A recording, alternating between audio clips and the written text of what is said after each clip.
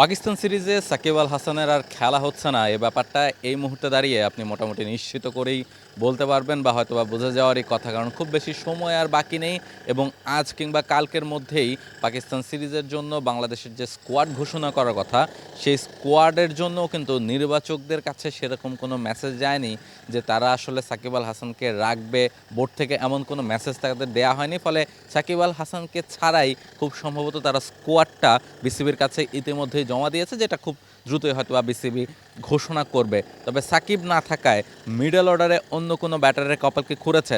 আমরা যখন বিসিএলটা কভার করছিলাম বা বিসিএলের ওয়ানডে ভার্সনটা যখন হচ্ছিল, তখন প্রতিটা ম্যাচের সময় কিন্তু এই কথাটা হচ্ছিল যে এই বিসিএল থেকে জাতীয় দলের ক্রিকেটার যারা রয়েছেন তারা যেমন ম্যাচ খেলার অপরচুনিটিটা পাচ্ছেন, ওয়ানডে ফরম্যাটের সাথে মানিয়ে নেওয়ার অপরচুনিটিটা পাচ্ছেন, তেমনি বাংলাদেশের মিডল অর্ডারে কিন্তু একজন বা দুজন ব্যাটার প্রয়োজন, যাদের দিকে আসলে সিলেক্টরদের একটা চোখ থাকবে। শিয়া বাটার ও ভিটামিন সমৃদ্ধ লিলি বিউটি সোপ, তারুণ্যময় উজ্জ্বল ত্বকের জন্য।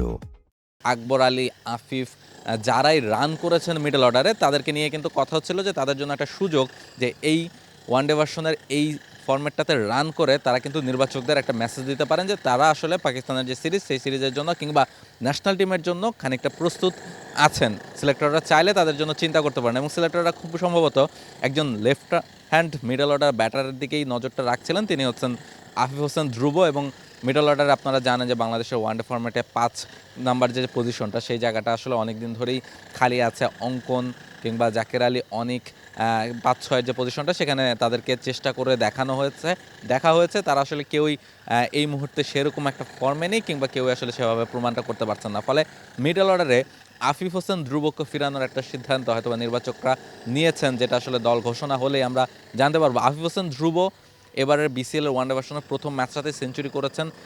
265 রানের একটা টার্গেট চেস করতে নেমে তিনি সেঞ্চুরি করেছেন, অর্থাৎ তিনি প্রেশারটা নিয়ে ব্যাটিং করেছেন এবং সেঞ্চুরিটাও করেছেন তিনি একটা ভালো বোলিং লাইন আপের এগেনস্টে।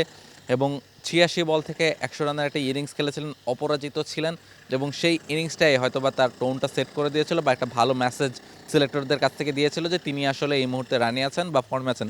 শুধু যে এই ম্যাচটাতে বা এই ফরম্যাটটাতেই তিনি রান করেছেন তেমনটাও নয়, অদম্য যে টি-20 কাপটা হয়েছে সেখানেও কিন্তু তিনি রানে ছিলেন এবং সেই জায়গাটাতেও অদম্য টি-20 কাপের যে ফাইনাল ম্যাচটা হয়েছিল সেখানে তিনি 55 রানের একটা ইনিংস খেলেছিলেন ফাইনাল ম্যাচে, ফলে সেই প্রেশারটা তিনি সামলাতে পেরেছিলেন। এছাড়া এবারের যে বিপিএলটা হয়েছে সেখানেও কিন্তু তিনি 200-র উপরে রান করেছেন, প্রায় 121 বা 22 স্ট্রাইক রেটে। ফলে সব মিলিয়ে তিনি আসলে এই যে লাস্ট গত 5-6 মাসে যে টুর্নামেন্টগুলো হয়েছে সেখানে তিনি একটু একটু করে জানান দিচ্ছিলেন এবং ওয়ানডে ফরম্যাটের যে সবশেষ টুর্নামেন্টটা হলো বিসিএলের ওয়ানডে ভার্সন, এবং সেখানেই কিন্তু তিনি নিজের সর্বোচ্চটা দিয়েছেন এবং একটা সেঞ্চুরি তিনি দেখা পেয়েছেন।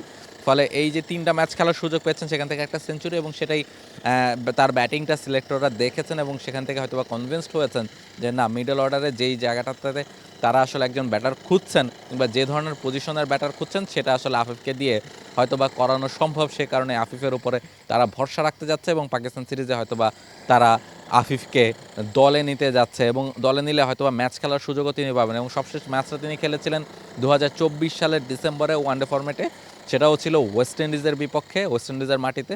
এবং প্রায় 2 বছর পরে এসে তিনি কিন্তু আবারও জাতীয় দলের ডাক পেতে যাচ্ছেন এবং হয়তোবা ওয়ানডে ফরম্যাটের এই সিরিজটাতে ম্যাচ খেলার সুযোগটাও তিনি পাবেন। সেটা যদি হয় তাহলে তার জন্য একটা ভালো কামব্যাকই হবে। তবে পাকিস্তান সিরিজে শুধু ম্যাচ খেললেই হবে না, যেহেতু 27 ওয়ার্ল্ড কাপের জন্য বাংলাদেশ দল এই সিরিজ থেকে হয়তোবা প্রিপারেশন নেওয়া শুরু করবে, আস্তে আস্তে দলটা গোছানোর চেষ্টা করবে। ফলে আফিফকে পারফর্ম করতে হবে, যদি সেই প্রসেসে তাকে টিকে থাকতে হয়। সেই প্রত্যাশা হয়তোবা তিনি সিলেক্টরদের যে প্রত্যাশা নিয়ে তাকে দল নিয়েছেন সেই প্রত্যাশাটা হয়তোবা তিনি মেটানোর চেষ্টা করবেন। মিরপুর থেকে রাহুল রায়, T Sports. For more updates, subscribe to our YouTube channel and click on the bell icon. Follow us on Facebook and Instagram. Download T Sports app to enjoy exciting games and highlights. Visit tsports.com.